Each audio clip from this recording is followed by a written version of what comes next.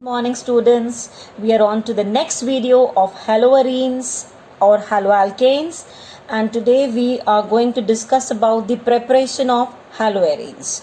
Okay, so first reaction which we are discussing is Sandmeyer's reaction. It's an important name reaction. Okay, so if you are learning only the reaction for the board exam, you are going to learn only this reaction, that is aniline. You are taking aniline in the presence of sodium nitrite NaNO2 HCl 0 to 5 degrees Celsius. That is, it is carried in ice bath, lower temperature. Okay, because in this NaNO2 and HCl will react and form HNO2, which is very unstable. So because it is unstable, we cannot store it. It has to be prepared in situ. There is one term we say in situ. In situ means within the reaction. Within the reaction you prepare. You mix the two and it will be formed, and HNO2 and HNO2 will react with this and will form benzene diazonium chloride. This is benzene diazonium chloride. This NN linkage is called as that diazo linkage. Okay, now this benzene diazonium chloride is further treated with cuprous chloride.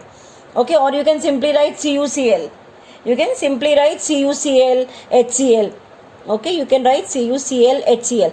Then it will result in the formation of chlorobenzene. So that means this comes out as nitrogen gas, and what is left over? Chlorobenzene. So you can prepare chlorobenzene by this method. Now, in case we want to go for mechanism, then what? Okay, I'll just quickly explain you the mechanism of this. See, what is happening is NaNO2 and HCl will react first and form HNO2, right, plus NaCl. This HNO2, if I write the open structure, it is HONO, which is having two lone pairs on oxygen. So then from HCl, H plus, which is there, takes electron pair from this oxygen. It takes the electron pair, means this will form a bond here with O. So when this forms a bond, one pair has formed a bond, means only one lone pair is left over, and this oxygen is having 3 bonds, so you will write plus charge on it. Now when oxygen is having plus charge, obviously it will try to pull electrons from neighboring. Okay, so this bond will be taken away by O. It will get back both the lone pairs. You will get this bond will break. You will have water. What is left over now? NO. So that NO I wrote. O is having 2 bonds, fine. N is having 2 bonds, is less. Okay, it is now deficient of electron. Now it will be written with a positive sign. Now this is nitrosonium ion. Now this nitrosonium ion, adds on to aniline. It adds on to aniline. When it adds on to aniline, this is nitrosonium ion. This is plus, so lone pair will be taken up by this N. When this lone pair is taken up by this, it will form a bond here. So now this one lone pair is not shown on nitrogen. Now nitrogen having 3 bonds will be shown with the positive charge. Now this nitrogen having positive means will try to pull electrons from neighboring. Cannot take from here because this is more electronegative. So H can give the electron pair. So H goes away as H plus, and the bond electron is taken up by N. That means it gets the lone pair back. This N gets the lone pair back. Now this is the structure you get. The one H I have removed it. Now this is whatever product is obtained, there is tautomerism in it. I hope you know tautomerism. In 11th we have discussed. So what happens, this H goes here. When this H goes to O, this is having extra bond now. So one bond goes between N and N. You get this structure, right? And when you get this structure, the H plus which was obtained here, the purpose is mainly to remove this OH because that is not there in the product. So what happens is the H plus is taken by the lone pair of oxygen that I have shown here. So it is taken up by this. It gets now one extra H, and of course 3 bonds in it. That means this will get a positive charge. Now oxygen getting positive means again it will try to pull electrons. It will try to pull electron means it will come out as water. Now this nitrogen is having only 2 bond, means positive charge. Now this lone pair from here will be taken up by the two nitrogens. In between one more bond appears. When one more bond appears, this nitrogen has 4 bonds, so it will get a positive charge. Right? Now this Cl minus finally, which was here, will be taken up by this, and you will get the final product as benzene diazonium chloride. Clear? So you don't have to learn mechanism as such, but one idea should be there, you know, to which will definitely help you out. And never learn it by heart. Just, you know, something like an animation, you keep in mind that this is going here, and you know, O is pulling electron toward itself. Always keep in mind electron is moving, not the positive charge, right? Now we will see the next method of preparing haloarenes. We are doing it from benzene. We have done this reaction in 11th class. This is halogenation of benzene. So benzene, if we carry out the reaction with halogen, say chlorine, in the presence of Lewis acid, we have to carry out the reaction. Okay, in the presence of Lewis acid. So what is the Lewis acid? AlCl3. Instead of that, you can even use FeCl3. You can use zinc chloride or any other Lewis acid, right? Now what will happen is one H and one Cl will come out from here. You will get HCl. Another Cl will take the place, and it will be forming chlorobenzene. Now what is the what is the reaction happening here?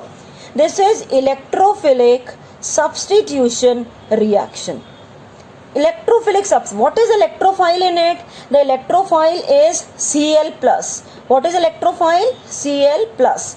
Electrophile means electron loving. So this Cl plus is generated. Now how it is generated? This is helping in the generation. We have done this also in class 11. If you take this 2 chlorine, Cl2, this in the presence of AlCl3.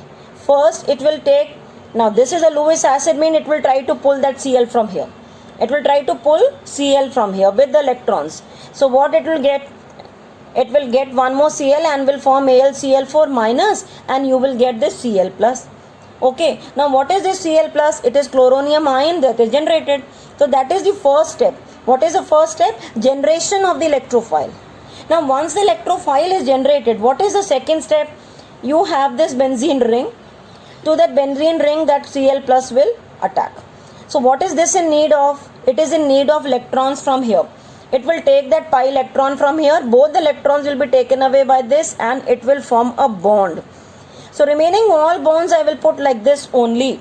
Okay, so I will add one H I am showing here, and one chlorine. That bond is taken away by Cl to form, electron is taken away to form a bond with this ring.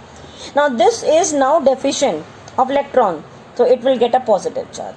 Likewise, you can show, you know, the migration of the electrons, or the pi bond, positive will shift here, then this will come here, positive will shift here. So what we can do is, we can simply write, you know, like this also, that you are having H and Cl, and that positive charge is resonating in the ring. The positive charge is resonating in the ring. Now, what happens in the final stage? In the final stage, whatever you, the product you have, that is this, and H and Cl, this was a positive charge. It again reacts with AlCl4 minus, which was generated here, right? When it is reacting here, so this H will take Cl minus from here, because this is just a catalyst. It will be generated back. Okay, this is just a catalyst. So what it will do? This Cl minus will take the H. So this bond will be left over. It will go back and form a double bond here. So what you will have, this will again form a bond, Cl will be left over, this Cl and one H will form HCl, and you will get back your AlCl3, which was used as a catalyst. So this is the mechanism. This is the mechanism which we have done in class 11 also. Okay. Now suppose there is some radical attached onto the benzene ring. Say you have methyl group, and you carry out the reaction with the chlorine, of course in the presence of the same anhydrous AlCl3. Then what will happen? When you use this is the deciding factor where that Cl should go. Okay, now when this is present here, definitely that Cl will go at ortho and para position with respect to CH3. right? You will have here CH3, and with respect to this you will get at ortho and para position. Now in your book in NCERT children, this is also given. Suppose you take this methyl group, that is toluene you are taking, and you carry out the reaction with say some halogen, and it is in the presence of Fe and in dark, then also you will get this ring substitution. Means you will have this, you will get the similar products, that is chloro here, and you will get here CH3 and para position Cl. Okay, but the same reaction now, if you carry out in the presence of light, if you carry out of light, okay, if you carry out in the presence of light, then instead of the ring substitution you will get chain substituted product. That means you will get benzyl chloride. This is again quite important. If it is Fe and dark, you will have orthochloro, ortho and para, okay, orthochloro toluene or parachloro. So you will get two products. But if we carry out the reaction in the presence of sunlight, then you will get side chain halogenation. Side chain halogenation means this was toluene here, so one H from here will go away and you will get benzyl chloride. This will be important to have certain conversions, to solve those conversions. Okay. With this we have completed with all the preparations of haloalkanes and haloarenes, and in the next video we will start with the physical properties of haloalkanes and haloarenes. I hope you have followed. Please I'm repeating again and again, revise right from the beginning. If you revise it regularly, you will be able to retain things better. Okay, thank you for watching.